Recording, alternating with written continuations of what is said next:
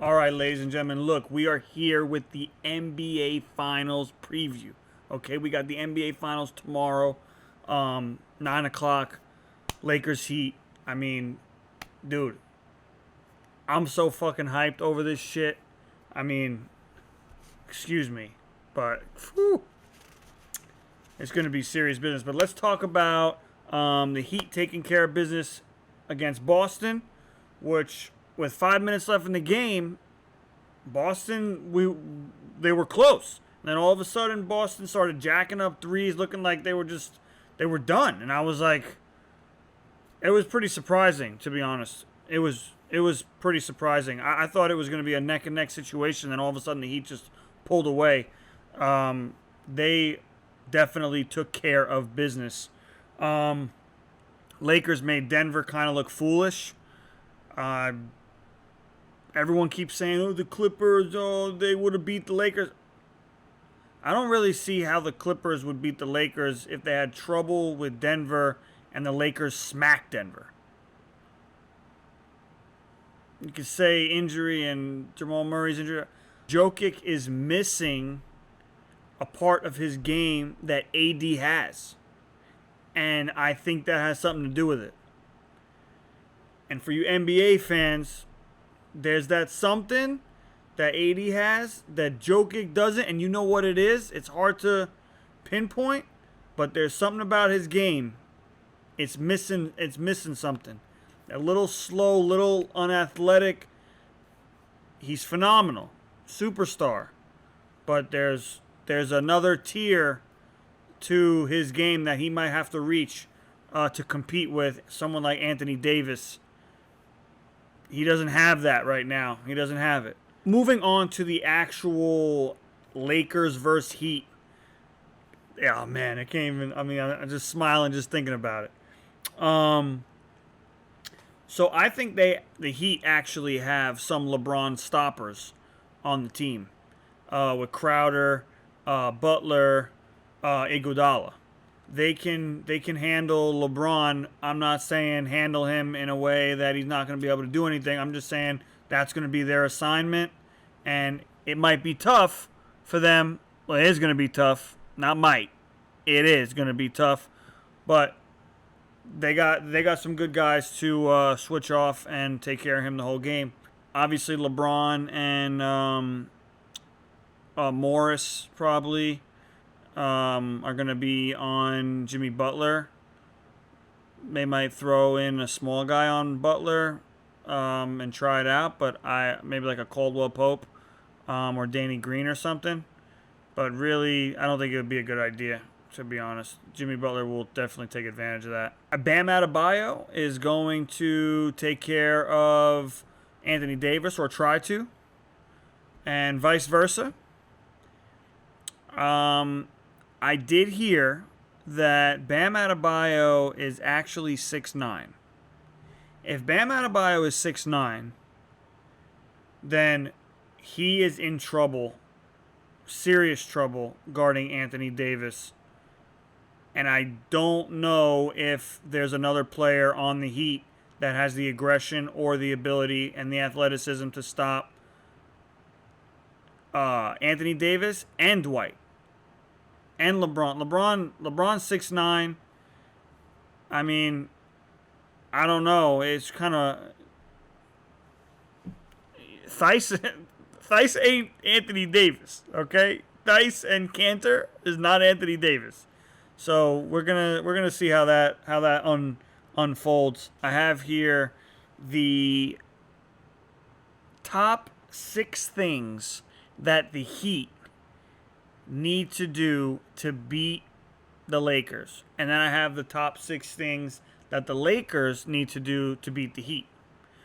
Y'all can agree with me, or or you can hit me in the comments with your top 6 or top 2, whatever you want to do, or whatever I'm missing potentially.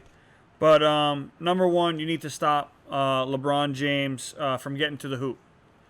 I don't know how they're going to do it. That's just what you have to do. Maybe the zone that they were playing, they might run that zone. but then it opens up the shooters because LeBron's gonna exploit that. So I don't know if that's really the right thing to do, but the thing is, you don't have too long to figure it out. So number 2, limit Anthony Davis to the least amount of touches possible. He's one of the most efficient players in the NBA. You got to limit those touches with him. I don't know how you're going to. Like I said, these are the things you need to do. I'm not telling you you're going to be able to do it. Okay? Especially Anthony Davis, not getting him the rock. There's just no way. The pick and roll with LeBron, there's just no way it's not going to happen. But anyway, that's that. 3, when LeBron James does drive to the hoop, the Miami Heat defenders need to anticipate the next pass by LeBron the best you can. I'm not asking you to read his mind. I'm just telling you to do the best you can to try to either close out on those shooters or wash the dish off. That's the only way that this is really going to work. You have to anticipate what the Lakers are going to do and watch how that ball flies around the court. Because they really can. They could really mess you up with the way they pass. Got to slow down the ball. Run that half court. That's my other one. Definitely need to make sure they don't get out running on you. Make it a half court game. Nice and try to be efficient. Don't let them start running and dunking and Lake show this and that, because then you're going to get demoralized and you're going to realize that you're playing against LeBron and it's too big for me and I'm not ready and blah, blah, blah. Stop them from running up the court, score your buckets, and do the best you can to be a ball stopper. The ball needs to stop at half court. You got to, I don't know how they, like I said, I don't know how they're going to do it. You just got to figure it out. 5, limit turnovers and second chance buckets. So that's what Denver didn't do in that last game. Was they were giving a lot of offensive rebounds, a lot of second chance points. Really got out rebounded. So if the Heat have any chance, they need to beat them in the fundamental categories, and everything else will fall into play. If any team has a chance to beat the Lakers, the way that this NBA bubble is set up, it's possible now. If this wasn't in the bubble and we're talking, home games for the Lakers, I'll be honest, the Heat have no shot. No shot. The fact that we're in the bubble, I think they do have a chance to pull this off. I think it takes a lot of the intimidation factor away from these young guys being in the bubble. I just feel the pressure might be a little less than what it would be in front of those bright lights at the Staples Center. That's just my opinion. And also, I don't know why. I don't know if you guys saw the court. The NBA Finals court they posted, and it didn't have the NBA championship logo on the court, which I think is a big deal when you're playing and you see that. And it's not like you're like, I'm here, like, holy shit. I know it's on the sides. I saw it. But when they have that big trophy on the floor, they had it in all the other recent NBA finals. And I always saw it. And I was like, wow. I was like, as soon as you see that and you pull up, you're like, I'm here, Do top 6 things the Lakers have to do to beat the Heat. 1 is force turnovers and get out ahead. You get out ahead of Miami and you beating them by 10, 15 points early in the game. I don't think the Heat are built to storm back the way that maybe like the Nuggets are built, to just start draining and running around and draining threes and running up and down the court. I just think that the Heat are built to play you in a very gritty way and beat you physically and just wear you down. I think they should stick to that. 2, LeBron and Anthony Davis have to run the pick and roll. They have to. It's unstoppable. I know I said the Heat got to stop it. But I actually think the Lakers is just unstoppable. Just run it. You got the kickouts, you got the roll. It's so many options when it happens. It opens up the game so much. 3, close out on the 3-point shooters for Miami. You know that's how Miami is going to win this series. They are going to hit threes. They are going to hit threes. They need to hit them. If they don't, they will lose. But when they hit them, it's dangerous for the Lakers. Dangerous. Duncan Robinson can really light it up. I think that Dragic is going to be fine in the finals. He's going to be lighting it up. So, do not let Miami get hot from 3. That's another thing for the Lakers. 4, rebound is key.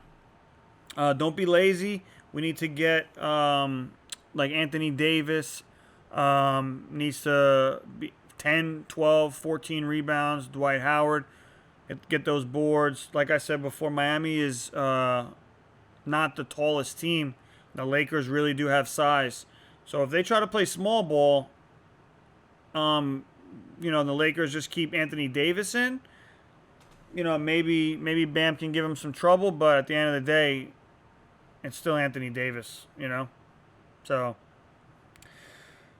take advantage of being the biggest guys on the court and get all those rebounds, offensive and defensive. 5, they need to let Rondo run that floor. Push the ball, push it. Even if LeBron's in, let Rondo bring it up, and LeBron needs to play off ball.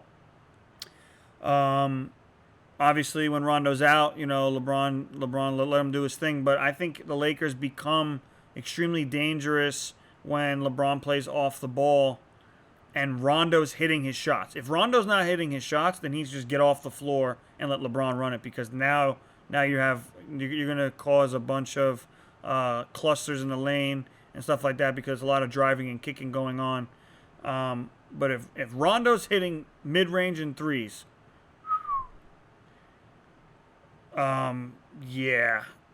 this series is kind of over if he's hitting that. It is. 6, last thing for the Lakers. They need to hit the open shot, because the open shot's coming. Between Rondo and LeBron and Anthony Davis, the open shots are coming, and the Lakers players need to hit them. Danny Green, Caldwell Pope, Morris, Alex needs to hit this shit. They need to. Because if they don't, then they're going to start getting demoralized, and they're going to get cold, and it's going to be a trickle effect.